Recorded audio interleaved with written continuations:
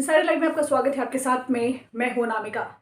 चाचा पशुपति पारस से पार्टी और परिवार में धोखा खाने और नीतीश से अपनी राजनीतिक अदावत रखने वाले चिराग पासवान अब जो है वो आर पार की लड़ाई के मूड में है। जी हां, 15 फरवरी से अपने बिहार बचाओ मार्च के लिए पटना पहुंचे चिराग पासवान ने बिहार में लंबे समय तक रुकने और लंबी लड़ाई की तैयारी के साथ ही पटना आने की बात कही है।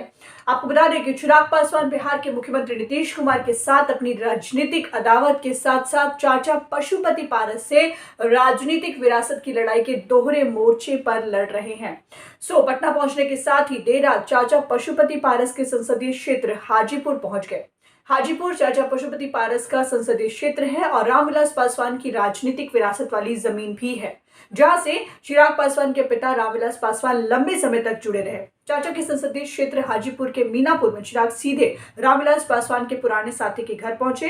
रामविलास पासवान के पुराने राजनीतिक साथी अवध बिहारी सिंह के घर पहुंचे चिराग पासवान काफी देर तक घर में लगे पिता की पुरानी तस्वीर को निहारते रहे। राजनीति की कठिन जंग की तैयारियों के बीच हाजीपुर पहुंचे चिराग हाजीपुर में पिता की तस्वीरों के साथ इमोशनल दिखे और कहा कि कभी सोचा नहीं था कि पिता रामविलास पासवान को कोई सिर्फ तस्वीरों के सहारे याद करना पड़ेगा। और उन्होंने कई बातें भी कही चिराग पासवान ने। उन्होंने ये भी कहा कि आज मुझे सौभाग्य प्राप्त हुआ है कि वहां पर आऊं और उनकी उस भूमि से आशीर्वाद लेकर के जाऊं। कि मेरे नेता जिस जगह से जुड़े हुए थे और ख़ास तौर पर जिनके साथ वो व्यक्तिगत तौर पर इस कदर जुड़े हुए थे, स्वर्गीय अवध बिहारी जी, आज मुझे भी सौभाग्य प्राप्त हुआ कि वहाँ पर आऊँ और उनकी इस भूमि से आशीर्वाद लेकर जाऊँ।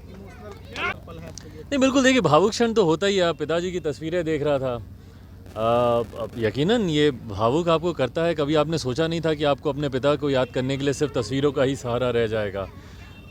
तो जब ये सारी चीज़ें देखता हूँ, अभी कल ही की बात लगती है कि जब मैं उनके साथ आता था, हाजीपुर घूमता था, उनका लोकसभा क्षेत्र रहा था।